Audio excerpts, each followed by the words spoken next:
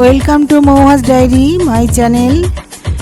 কৃষ্ণায় বাসুদেবায় হরয়ে পরমাত্মনে প্লুনত ক্লেশ নাশায় গোবিন্দায় নমো নমো। হে কৃষ্ণ, হে গোবিন্দ, হে প্রভু, ভগবতে বাসুদেবায় নমো। এই পূর্ণিমা আসতে চলেছে জ্যৈষ্ঠ পূর্ণিমা 2026 সালে 29শে জুন সোমবার পালিত হবে। এই উপলক্ষেই আজকে তোমাদের ভিডিওটা নিয়ে এসেছি। এই দিন জগন্নাথ দেবের স্নানযাত্রা সব আমি তোমাদের বলছি বন্ধুরা, তোমরা একটু শুনে নাও। এই স্নানযাত্রার কি মাহাত্ম্য আর এই জগন্নাথ দেবের কথা তোমরা একটুখানি শেয়ার করো, তার কথা একটু প্রচার করো। সনাতন ধর্মের এই জগন্নাথ দেব আমাদের মহাপ্রভু, তার কথা তোমাদের জানাচ্ছি। ভালো লাগলে চ্যানেলটা একটু সাবস্ক্রাইব করো বন্ধুরা। এই শুভ তিথিতে অনেকেই উপবাস, দান, ধ্যান এবং সত্যনারায়ণের পুজো করেন এবং পবিত্র নদীতে স্নান করে এই পূর্ণিমায় ব্রত পালন করেন। এই পূর্ণিমাতে চাঁদ তার পূর্ণ মহিমায় 16টি কলা সহ এই পূর্ণিমাতে চাঁদকে উজ্জ্বল হয়ে ওঠে এবং পৃথিবীকে অমৃততুল্য জ্যোৎস্না প্লাবিত করে। এত সুন্দর এই চাঁদের দৃশ্য তোমরা অবশ্যই এই পূর্ণিমাতে দর্শন করবে বন্ধুরা। 13ই আষাঢ় রবিবার রাত্রি 2:47 হইতে 14ই আষাঢ় সোমবার 29শে জুন শেষ রাত্রির 4:48 পর্যন্ত পূর্ণিমা থাকবে। সোমবার দিন সারা দিন পূর্ণিমা পালিত হবে। সোমবারেই তোমরা ব্রত পালন করবে। এই দিনে জপ, তপস্যা, উপবাস, পূজা এবং ধ্যানের মতন রীতিনীতি পালন করলে পুণ্য অর্জন হয়, জীবনে সুখ, সমৃদ্ধি ও মানসিক শান্তি লাভ হয়। এই জ্যৈষ্ঠ পূর্ণিমা তিথিতে পবিত্র উৎসব, এই পূর্ণিমার উৎসব পালিত হয়।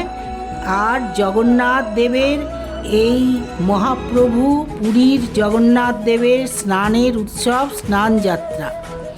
এই দিন শ্রী শ্রী জগন্নাথ দেবের জন্মতিথি। স্নানযাত্রা হিন্দু ধর্মাবলম্বীদের খুবই পবিত্র উৎসব। স্নানযাত্রা উপলক্ষে জগন্নাথ, বলরাম, সুভদ্রা এবং মদনমোহনের বিগ্রহ শোভাযাত্রা সহকারে গর্ভগৃহ থেকে স্নান বেদিতে আনা হয় এবং ভক্তদের দর্শনের অনুমতি দান করা হয়। স্নানযাত্রার দিন কূপের জল মন্ত্র দ্বারা শুদ্ধ করে 108 কলস জলে বিগ্রহ স্নান করানো হয়। স্নান পর্বের পর গজবেশে সাজানো হয় জগন্নাথ দেবকে। এই উৎসবকালে প্রভু জগন্নাথ দর্শন করলে সকল পাপ থেকে মুক্তি পাওয়া যায় বলে বিশ্বাস। এই জগন্নাথ দেবকে বন্ধুরা দেখো গণেশের মতন সাজানো হয়। তিনি তার ভক্তকে এই গণেশের বেশেই দেখা দিয়েছিলেন একবার। সেই গণেশ বেশেই জগন্নাথ দেবকে তোমরা দেখো। জগন্নাথ, বোন সুভদ্রা আর তার দাদা বলভদ্র, এরা জগন্নাথ, সুভদ্রা, বলরাম এই গজবেশে স্নানযাত্রার পরে সাজানো হয়।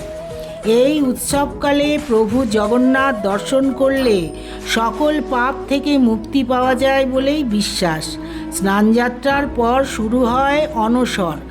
এই অনশরকালে জগন্নাথ দেবের অসুস্থতার কারণে ভক্তগণের অন্তরালে গোপন স্থানে চিকিৎসাধীন থাকে।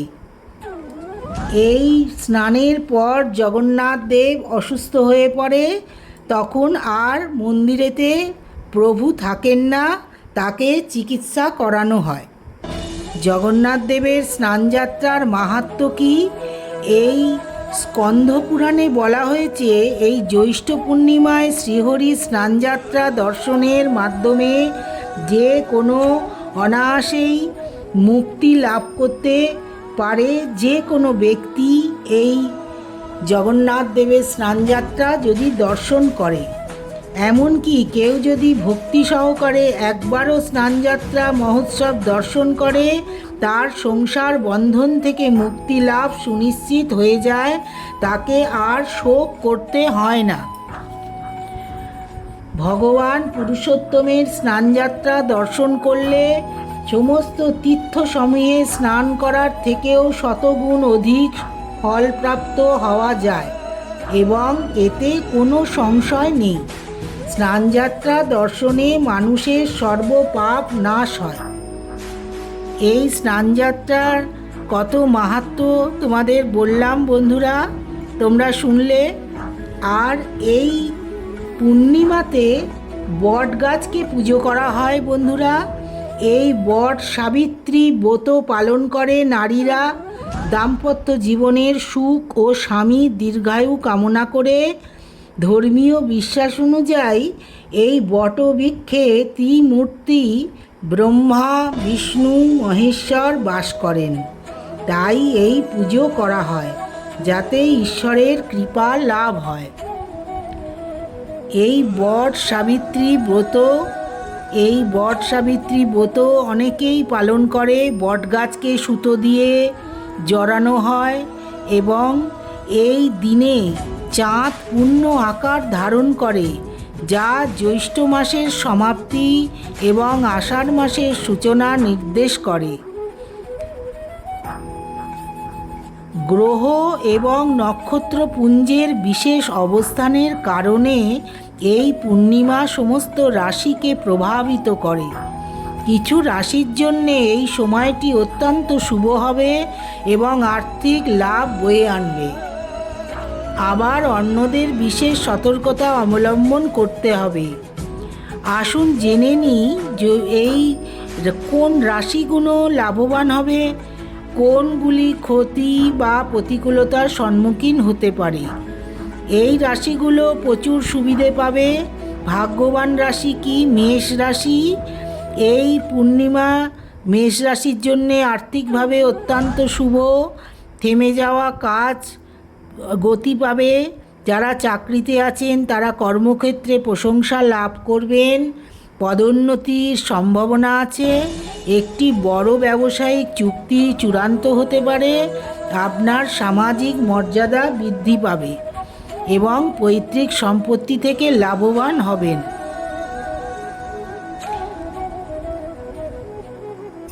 এরপরে আসছি মিথুন রাশি।